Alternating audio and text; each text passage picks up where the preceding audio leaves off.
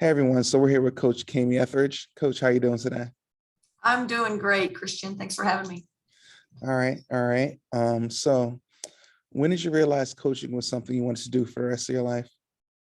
Yeah, I mean, what a great start. I think the one thing I wanted to do always was play, and you love to play. And unfortunately, I came about in a time where there weren't any options here in the States to play professionally.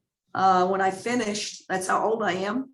And I did go overseas after the Olympics in '88. I went overseas for a year to Italy back in the day when there was no cell phone, when there wasn't any internet, but when a phone call cost you about a paycheck, it costs a lot to make an international phone call. So, it was a great experience for a year. I could have signed on for another year. And I think I just felt like it was time to, it probably wasn't going to be a long-term thing that I could do. And so I got on as a GA at Northern Illinois for Jane Albright outside of Chicago. And, once I just got through playing, I think it was the next best thing you can do is coach it and coach the people that you love to be around. And I love this age. I think probably early on, I thought I wanted to be a high school coach, and I'm just so thankful that I didn't get that job and was able to coach, a little bit older player and athlete. And again, love coaching college athletes, 17 to 22-year-olds. And, I can't imagine doing any other job at this point. Mm-hmm. If you were to use one word to describe your coaching style, what would it be and why? Well, I think the one thing that most of my players would say is I'm very authentic. I'm going to kind of tell you the way I feel and how it is, and I'm not going to play any games with you. So I'm going to be real honest and authentic, and you won't have to guess at what I'm thinking. I think I'm pretty uber competitive, and I think probably the other one would just be the thing that I would say is, I'm just big on the team dynamic and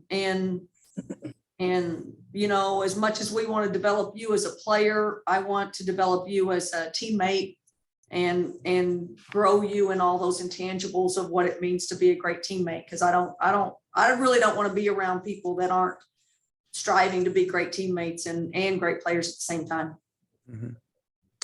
As a coach, what are your non-negotiables? Probably that, my non-negotiables are anything that takes away from the team. So, right now I've got freshmen in the gym for the first time, and, this is like day 4, day 2, and they don't know what to say. They don't communicate. They don't know yet what to say, but, at the very least they can count, 1, 2, 3, 4 in drills. And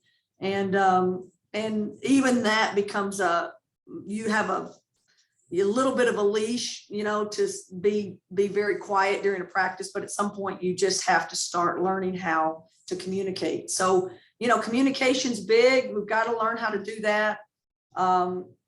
The work ethic part of the game, the commitment to work ethic is a non-negotiable. We kind of have 5 core values, and it all, kind of just encapsulates everything that we want to be. And it's, and ultimately all of those things are kind of non-negotiables, but I'm sure we'll get into some of those things, but it has so much to do with respecting the game, respecting how hard it is to be great at the game. And if you tell us you want to be great at the game, then we're going to hold you accountable to practice and compete and train at those kinds of levels. Mm-hmm. Coach, you were a very successful player on a collegiate level. Weight trophy winner, gold medal, first female athlete, basketball athlete, have their jersey retired at Texas, Hall of Famer. Looking back as a former player and now coach, the game is taking tremendous strides. What is one positive and one negative in regards to yesterday's player to today's player in regards to just the skill, but just also the mental side of it? Well, I would just say the old timers or, and I'm sure it's not everybody when those guys that played when I played, but I think the sense of entitlement, we didn't really have it back then. No one really had a lot of things. So no one walked in the gym and thought they deserved, heck, we were fighting fights with the men and getting practice time with the men, or, we were riding vans versus buses or chartering. So the expectation and the entitlement just wasn't there. So, people played for the love of the game only. There wasn't NIL, there wasn't a lot of fame or attention. It was just, you love to play, you love to compete. And so that's the beauty of that. I think that age, and people that came a little bit before the young people now. And that's what I appreciate about that. And that's what I still want to teach our players to be, and not have too much of a sense of entitlement when they walk in the gym. And, and just teaching the thing about, you got to earn what you get. Every single day you walk into the gym, you got to earn it. You can't expect or, think that the game owes you anything. The beauty of the game now is I do think the skill and the talent and the bodies are bigger, longer, overall. There's more talent across the country. There's more opportunity for girls to be playing at a high level. So I think, trying to mix this next generation with so many opportunities that they have, but not forget, we need a balance of both, but not forget, what people had to do before. And the basic of it is, man, let's just love the game and love the opportunity and play the game with passion, and don't worry about the external things too much. They'll take care of themselves. Actions and words are two totally different things. Tell me one lesson you learned throughout your coaching journey, either via observation or conversation with another coach or player, that really helped push you forward in your journey. Well, I can go back to my coach at Texas. I think we butted heads. Jody Conrad, she's in the Naismith Hall of Fame, the Women's Basketball Hall of Fame. I just was at the Naismith Hall of Fame, and she got her coaches circle bench. They only have like 10 or 12 of them for men and women. And she just got hers unveiled. And, I really appreciated, I think, just playing for a coach that had such high standards and high demands, even though at times when you played for someone like that, you just rolled your eyes at them sometimes and just were like, how much more do you want to squeeze out of me? Like, I can't give any more. But I would so much rather play for someone that, was constantly saying and dangling that, carrot in front of you. You get to it and then they move the carrot and it's too far for you to reach again. And now all of a sudden you just, you can get really just upset with that, or you can just understand what you're growing in those times and in those moments where coaches are constantly trying to stretch you and get you to another level and to the level that you're capable of. And I am so fortunate, I think, to have played for someone like that. And I mean that from the sense of her standard on the court was so high as far as the effort that she required and what she expected of us off the court in the community, and how much we had to give of ourselves to the people in the community to try to draw in fans. And again, time and effort, where kids today don't, they don't want to do those things. We don't feel responsible to get people in the stands. And, but I'm glad I did that. I'm glad I got to play for someone that was so good at that. And so I think those are things that I've learned from the very best. Heck, I played for Kay Yao, and she had a different style. I played for a lot of great coaches, and you kind of take on some of the styles that and things that those coaches do and make them successful. But I think, being true to who you are as a coach is probably the most important thing. And now I kind of feel like I'm the mentor, and I need to be communicating those things to younger coaches, but doing it, I think, with the same mindset that my coach did it to me. Like, I don't want to I think the standard is the standard. And I want to communicate that to young coaches. I want them to pursue high levels of character, high levels of expertise, and being great at what you do, and obviously being just a great role model for your athletes. So I want to mimic what I experienced as a student athlete back at Texas, and I want to be that for my student athletes or other coaches in the game. You briefly talked about your time at Northern Illinois. If I remember correctly, you started out there and at Texas for a little stint. Let's talk about that time, because you're a grad assistant at North Illinois, right? I was. So Dobos, grad assistants, Yeah. a very tough job. You're getting thrown a lot. They do a lot of things that people may not give them the credit that they deserve. The buses don't get there on time, that's on you. The food isn't there on time, that's on you. The jerseys aren't packed in the back, that's on you. A lot of stuff that really don't revolve around the X's and O's you're in charge of. Tell me about that time and how that helped you grow into the coach you are today. Well, I was a GA for 1 year. Obviously, I never got my master's, but I was fortunate enough to get on. So I was a GA with Jane for that first year, did a lot of those things. But she really, actually, at that time you could practice and be on the court with the players. The next year I became a full-time for 1 more year. So I was at Northern for 2 years. So I was thrown right into recruiting off campus after that. But she also gave me a lot of, I had a lot of player development responsibilities. I think where I had to do a lot more of those jobs is that after that second year, I got on with Jim Foster's staff at Vanderbilt. So I was at Vanderbilt for 5 years and did everything. It was, in that time, Power 5 jobs or any kinds of jobs like that still had a very limited staff. So did a lot of Dobo type things. Honestly, over the course of my career, I have kind of done everything from helping with the budget, all the way up to that, or equipment or ordering and things like that, to, team travel and anything we might be doing in team travel. I like the fact that I was, and then I went to 5 years at Vandy and then 18 years at K-State before I became a head coach. And I don't think that's a normal path. I think that fact that I was kind of a high profile athlete and had great success, Olympian, all those things.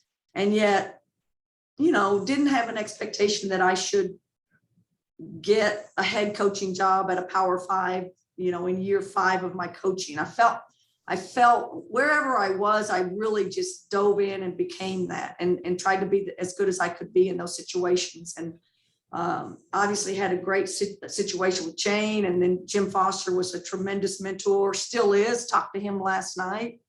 And then working for Deb Patterson for all those years at K-State, trying to build a program at K-State and doing everything in that program in the Big 12. Again, I'm grateful for all the opportunities and all the people that I played for and worked for, because I think it really, really prepared me for becoming a head coach and knowing, how to delegate and how to get people to do what they needed to do to help me become a good head coach and hopefully our program succeed. You mentioned your time at Vanderbilt, 18 years at K-State, 5 years at Vanderbilt. You guys went to the Final Four in 1 year, correct? I did. Tell me about that team. What made that team so special? Yeah, again, I think it's still a little bit like that. The NCAA is still, matchups. If you get the right matchup, you might be able to advance. Sometimes you just get terrible matchups with what you are and who you are. We had a 6'8" player in Heidi Gillingham. So a really unique player. We played a lot of matchup zone. That year we got there was when Texas Tech won it.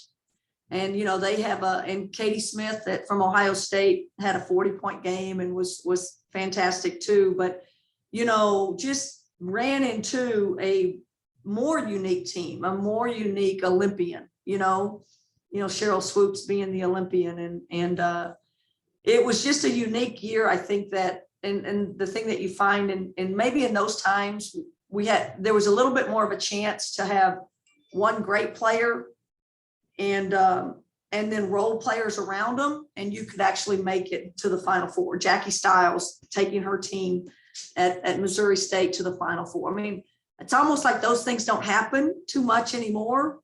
You can get to maybe an Elite Eight, but getting to a Final Four with just one great player or something like that is kind of unique. But, Jim did an amazing job of fitting, not trying to make players who can't go out and play pressure defense, play pressure defense. We morphed into what we needed to do, which might have been a little bit more, zone, and clearly just playing to our strengths with high-low game and three-point shooters. I mean, we had that at Vandy, and that team, was so successful in again, the SEC that was so physical and so man-to-man oriented. We found a way to be different and to be unique and to be successful. And I think those are things that I learned, that you don't have to be the same as everybody else. You can be different and unique, as long as, in fact, you need to be, if you can't over athlete someone else or recruit the same way someone else. And I think that's the beauty of our game, is you can be successful with different styles and different personnel.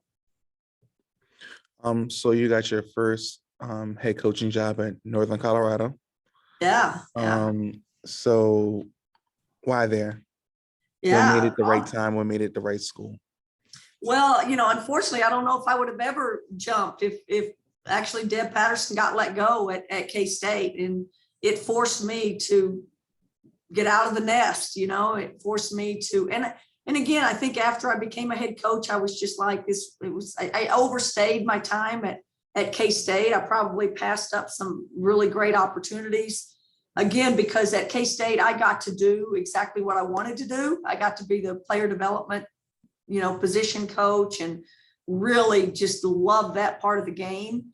And was so, I was a part of every decision making that was going on. It was so much my program as anything, and I felt, it was my program as much as anything. So never felt the need that I had to go get my own program. I just didn't have authority on game day. I didn't get to make the decisions on game day. So when I got to do that at Northern Colorado, I mean, I just love it. And it's not like I have to make every decision in the office or every decision in practice or anything like that. But I love having that a little bit of control and making the decisions and having to be in those positions of get your kids in the right spot. And you're the voice they're listening to, and you're the one they're looking at, and they need you to be doing the right thing. And I really love the opportunity of being a head coach, and at Northern Colorado, taking over a program that had some success, but not, they never won an outright championship, never been to the NCAA tournament, never won a tournament championship. And so in 4 years, being able to turn around a program and get that team and that program to do those things, and to do those things in our 4th year was really just an example of, I think, what I feel like I can do is I can take a program and I can get it on the right path and grow it and become a little bit more successful. You're putting together your first staff, first time in your career. I'm sure you know plenty of people, but just because you know them doesn't mean you should work with them. Yeah. How did it happen? What makes a person ideal fit for your staff? How'd you go about picking your first? Yeah. Well, I think that's a really, really, really tough one. And I know young people don't like to hear it. And everyone that's old, that's the only thing they say, is that whole loyalty thing. And I remember we had a guy coming in working, and I think there's a mindset that coaches think they have, assistant coaches think they have to have, like unique relationships with players and their own relationship with players. And they need to give the players a chance to say anything to them because they have that. And I don't know what that is. And I'm kind of old school. And I mean, to me, I'm responsible for everything that goes on in this program. I'm responsible to my administration. I'm responsible to those young people's parents. And, you know, quite frankly, I don't want my assistants to have private conversations communicating. You know, that doesn't mean to say they don't have conversation. It's one of those things. I had an assistant, we had an assistant at K-State that said this to a player, said, just be comfortable. Anything that I want you to make sure you know that anything you say to me, there's a chance I'm going to tell the head coach. Like just that don't say anything to me that you don't want me to say there, because the point is she's ultimately responsible. She has to know. And again, I'm not talking about the little stuff and the day-to-day stuff, but things that are relevant and things I'm going to have to answer to and for, and the things that are going to help me grow my program and get that player from point A to point B. You know, clearly I want to be in charge of that. I want to know it. Not that I react to everything, not that I have to get involved in everything, but I need to know it and I need to know how to handle that. So loyalty is way bigger than just, you know, be loyal to me and I can trust you in that.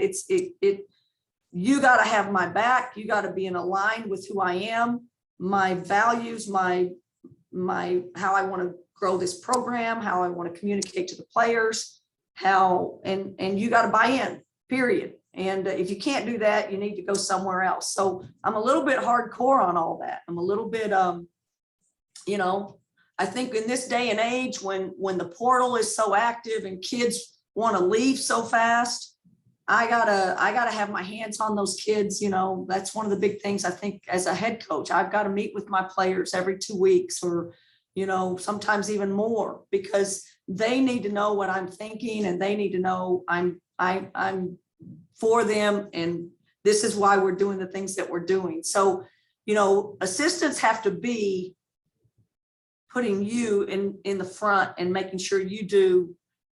The head coach is always put in a good light. And I don't know that that's always the thing that assistants want to do, but it's a big thing for me. And so I hire people that don't have other agendas. You know, it's fine. We can grow you to be a head coach and you can go be a head coach or assistant somewhere else. But you have to know that everything that we make, every decision we make is going to be about, you know, the success of this program and the direction we want to go. And you got to buy into that. So, but what else do I need? I need some youth on my team, on my you know, and my staff. I need people that are really good on the computer. I need people that have a mindset for recruiting. Every single day they walk in here and they try to further us recruiting. You want strengths and weaknesses balanced out. Not everybody can be the same, but you know, I can't say it enough. I think, you know, the mindset of total alignment has to be at the core of how I build a staff. You know, it's easy to talk about the good. Let's talk about the bad. Tell me one moment in your coaching journey that you could have went, it's that fork in the road moment. This, you may say, this is not for me. I can't do this anymore. Tell me that moment. If there was that moment that you were like, because I think we all kind of have that thing, whether it's with administration, coworkers, you know. So just tell me. Yeah. Well, I think there's been some real just horrible moments, you know, and there will be for everybody. There's nothing worse than kind of getting let go and, you know, your boss getting fired, or basically you're getting fired. There's nothing worse than that. You sitting in front or having to tell your team that you won't be there for them. That whole experience was awful. It was awful for, you know, the people that you respect and care about. You kind of find out who's for you, you know, in those moments. You find out, you know, what coaches pick up the phone and call when you've lost your job, or, you know, and that's revealing. You know, those are those moments when you just, you know, it just teaches you a lot about what you need to be for other people in this profession, because I think so many people do lose their jobs in some capacity, or things happen that you just have to be aware of, that there's nothing easy about that. So I think that was one of the hardest. I've had unbelievable moments where, you know, had great success and a player comes in and quits. And it's just like, team's doing well, and you as a coach sit there and just go, I mean, in the middle of January, it's January, and you just go, you think that's going to be the worst moment of the day, and then you got to go meet your team, and in that situation, we went to a 13-game win streak right after that, and it was a starter and big, and you never know how things hit and what could happen, and what appears to be bad ends up being in a good spot. And I think I would just say, I'm one of those coaches that I don't think suffering is bad. I don't think struggle is bad. I don't think,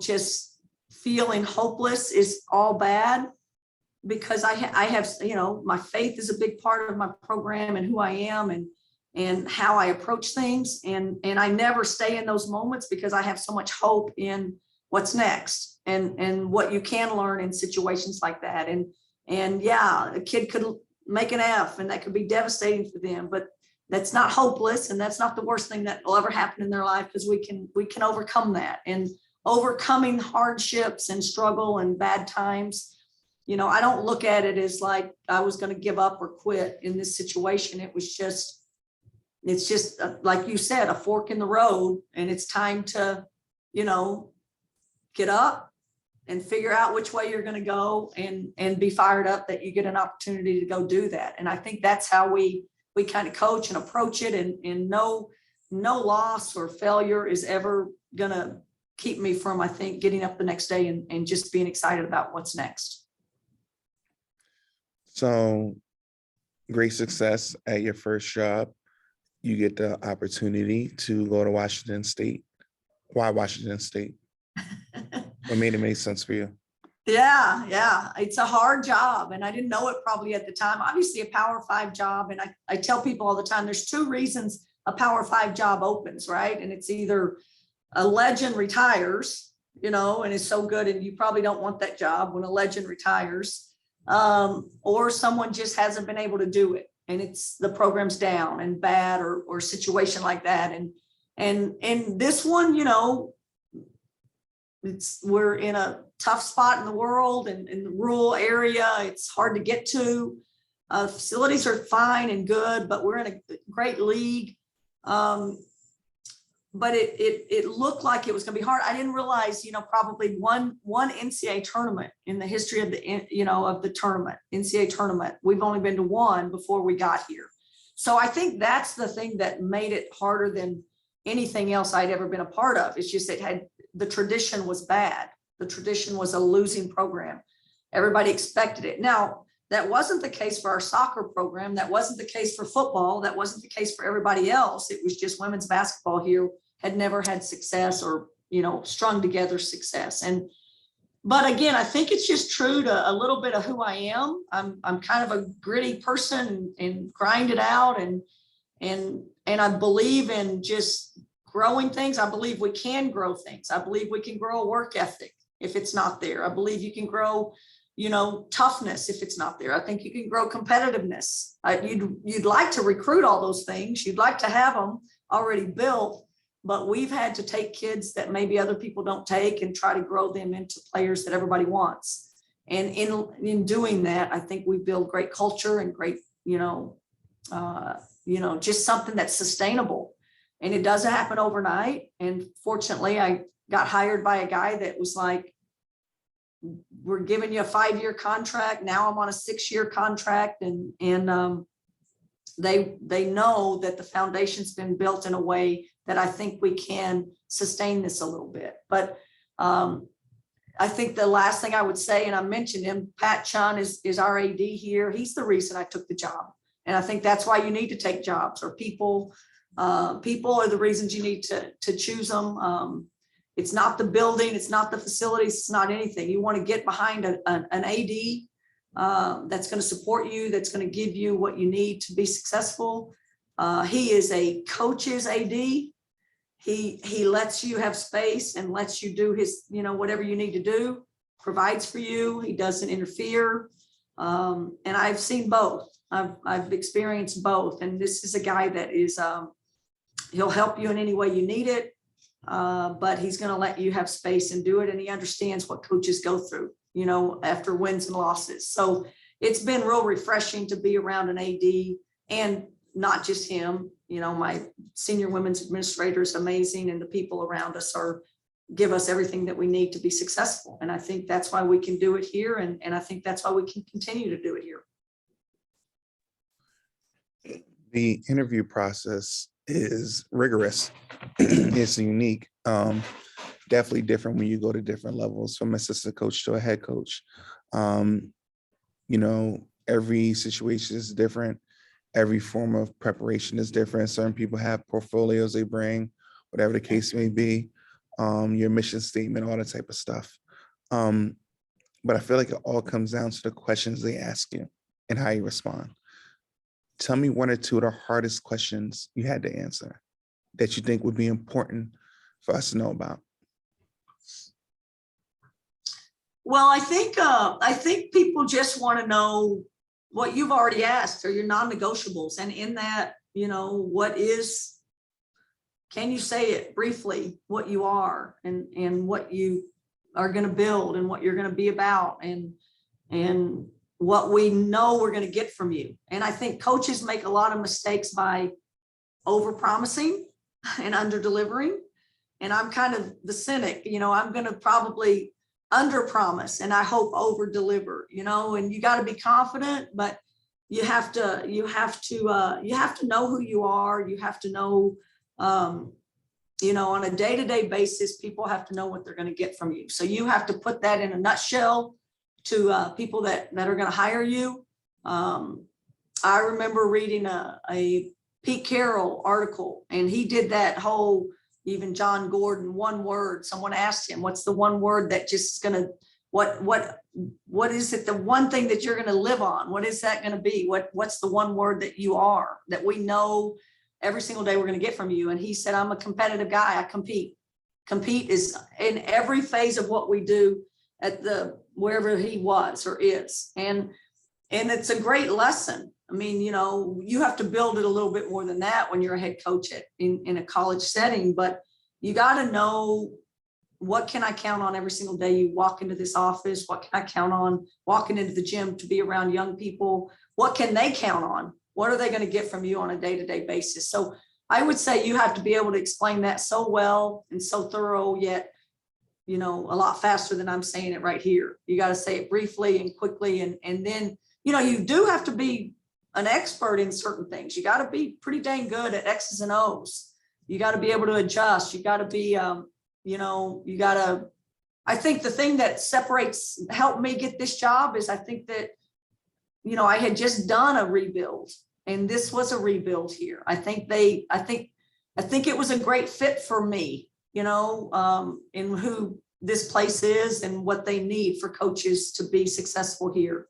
It's not glamorous. It's not LA or any of those big cities. And you got to be able to strive in those environments. So it's not just about getting a job. It's actually getting the job that fits who you are and what you're about. And you got to be able to communicate those things to your boss. You mentioned once in a press conference, I want to make sure I quote you right.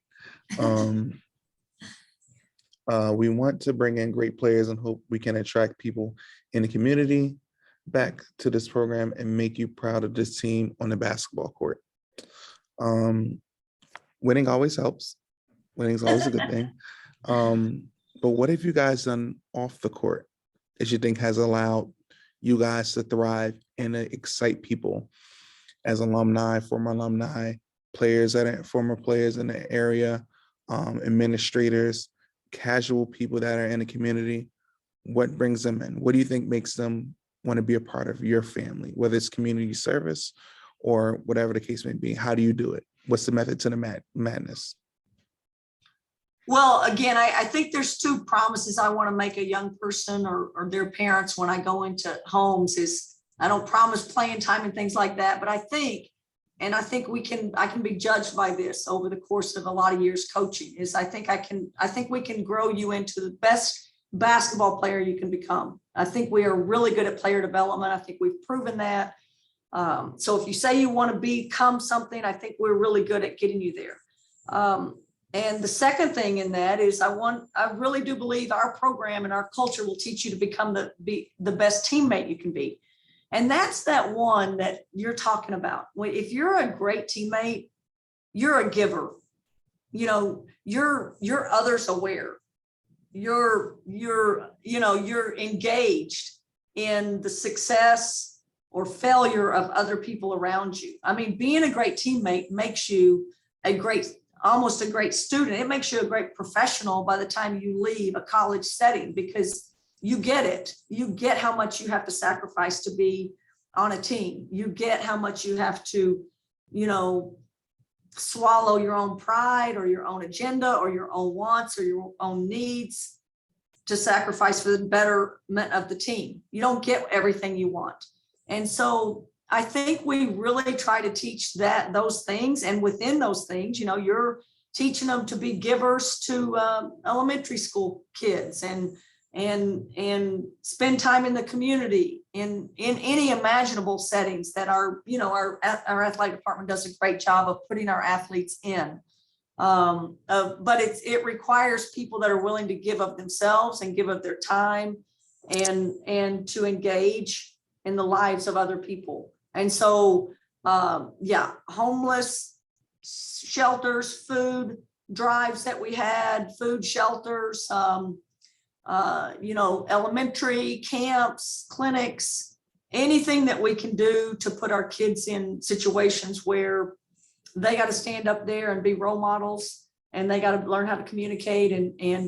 But more importantly, it's not just communicating, it's actually learning how to give of themselves to others. And I think we want to do that because I think that makes you a great human being when you leave our program. And if we can grow those two things, I think you end up being a great basketball player when you leave, and you end up being a great human being when you leave. And I can't think of any two better promises that we can give parents or kids when we walk out their door or in their door. Couple more questions, Coach, and I'll let you go. Today's kid is different. Before, years ago, a recruit would come in, to a official visit, soak in information, you give them a tour, you give them this, you give them that, and they kind of just absorb it and just go. I think now with today's kid, just like in an interview process for a job, people come prepared with questions themselves. And they're not just like, oh, you're just going to give me the information and I'm going to go. And they're like, no, like I'm going to ask you pertinent questions so that I know this is the right fit for me.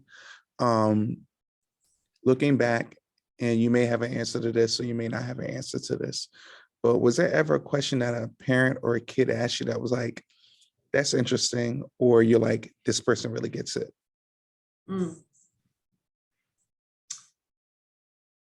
Well,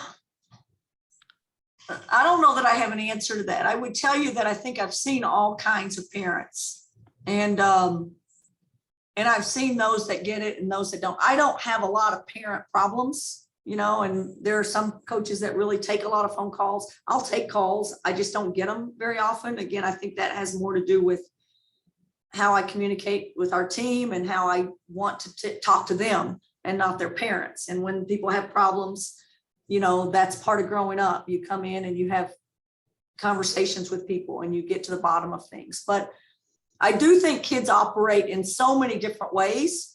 I had a great parent, Crystal Ledger Walker was with us. So Leanne Walker is a coach. She was a player, and she's the perfect parent. I think there was a time at Northern Colorado where Crystal, she was a sophomore for us. She was a starter, but we had these freshmen come in, and Lori, my associate head coach, wanted the freshman to be the starting point guard. And so she made the teams that day, and she put Crystal for 2 days straight on a second team.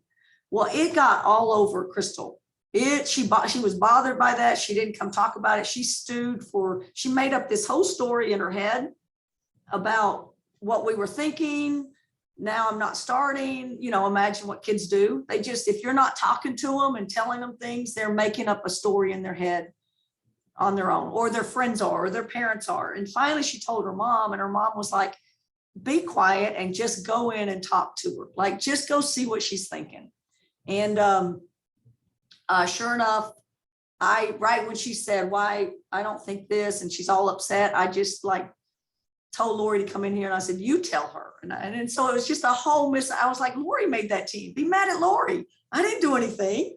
And by the end of that, kind of whatever, she's just like, I'm so stupid. I'm so sorry. I just totally made this whole thing up in my head. And so it taught me a lesson of just that I said, you have to talk to your kids in more than ever.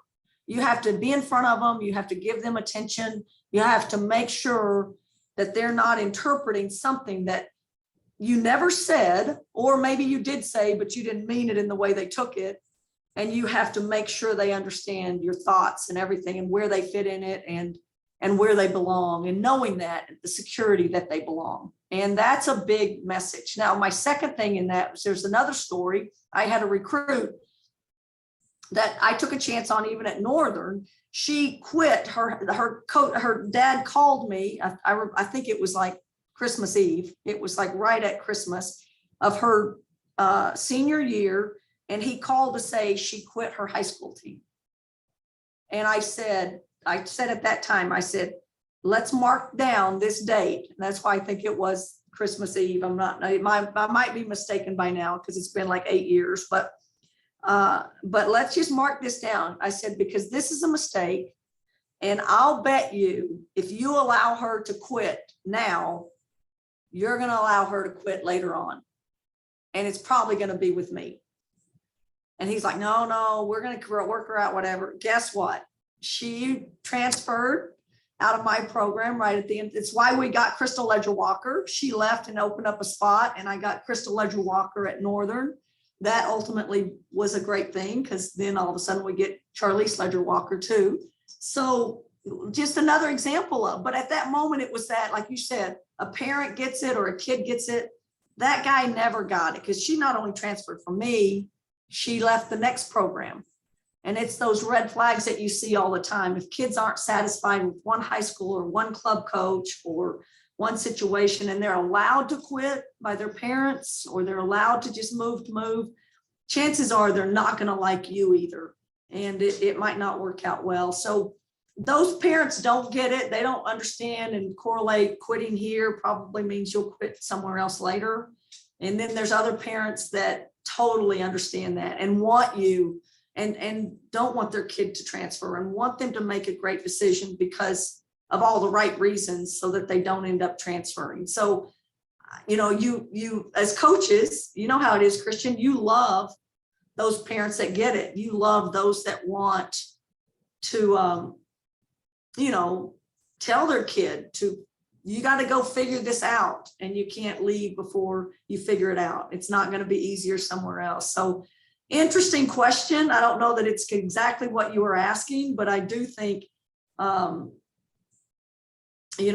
this day and age of recruiting, that is just a hot topic. When we go into homes, you have to talk about the portal. You have to talk about finishing something that you start, and hopefully getting on the same page as someone that's wanting to stick with you for 4 years. And we want to promise, it won't be easy. I never promise easy. I'm basically saying I'm not the easiest coach in the world to play for. So if you want that, go somewhere else. But if you make it through, and when you make it through, I think there's just their character, their work ethic, their unselfishness, their team awareness, and their skill development is going to be as good as it gets. So that's what we're after. This year, 19-11, great program turnaround, Pac-12 Coach of the Year. Why did it happen? What clicked this year, from the players to yourself, to the members of your staff? Why? Well, I mean, I say it a lot that, Lynn Roberts, who's at Utah, who had a phenomenal year and is doing a phenomenal job. And I don't know if it's year 6 for her. This past year was, but she told me she was 2 years ahead of me, I think. And she said it takes 4 years. One day at one of our games. And that was the first 2 years when we were just getting our brains beat in, she was like, it takes 4 years. And she gave the analogy of, it's not like you're in a speedboat and you want to turn around, you can just whip it, and all of a sudden you're going the other direction back up. It's like you're in a cruise ship, and to turn a cruise ship around, it's like, it takes you a lot of space and a lot of time to get that thing turned around. And so, we were really, COVID happened, and we got influxed with, great talent in Crystal Ledger Walker and Charlize. And those were two kids that walked in the door with just the mindset and the toughness and the competitiveness that really, who they were, really just made everybody else better on our team. So COVID year, that growth in that team was so much to do with, yes, our culture was getting better. It had a great foundation. And then all of a sudden we added pieces that just, kind of multiplied us. And we were able to make the NCAA tournament that year. And then it was almost the same team coming back. It was 5 starters came back. And I think it was just a year, further down that year 4 of turning that thing around. And just it became a lot less about the coaches and our voice. It honestly did happen. Our players were speaking our language. Our players were taking care of problems in the locker room. Our players were holding the standard without us having to be the behavior cop, which I was for 2 years. I was the behavior cop for our team. No, that's not respectful. No, you don't do that. No, that's terrible body language. Or no, that's not how you communicate. It was just like we were a behavior cop. And, we got those things in place over the course of 4 years. And it was an easier team. We're in an easier process now because of just being further down the road and having our culture in place and having buy-in and alignment from, like you said, staff to strength coach to administration to nutritionists we've got a really holistic approach to how we're trying to grow this team program and individual player. And I think it's paying off now without us having to be the voice as much as we were in the past. What can we expect to see? Not wins, not losses, but if I were to come to a Washington State game, I watch you guys play, and as I'm walking out the arena, what do you want me to think? I want you to think we're unselfish. I want you to think we play super hard. I want you to think our kids really like each other based on just what you see, just their behaviors and interactions. I want you to think they're tough, and and I think that's the big thing with people that come to the stands. I want them to feel like that's their granddaughter out there, that's their daughter out there. I want you to feel like you brought your daughter or your son and you're like, gosh, we need to take our kids to camp so that they can be around kids that act and play and engage and interact with the fans and are just givers to the community and to each other. I want that to just blast off of what we do. All right, Coach. Anything I missed? Anything you want to share? I know people normally have a bunch of questions and things. I covered a lot, I think. But if there's anything that you want to discuss or you want to share, this is your time. No, I appreciate doing this. You're doing an awesome job. You're just trying to get the word out. Good for you. I think it's great for women's basketball to engage with one another and help each other grow in this game. And anything I can do, let me know. To anyone else. Thanks a lot, Coach. You have a good one. All right, Christian, you take care.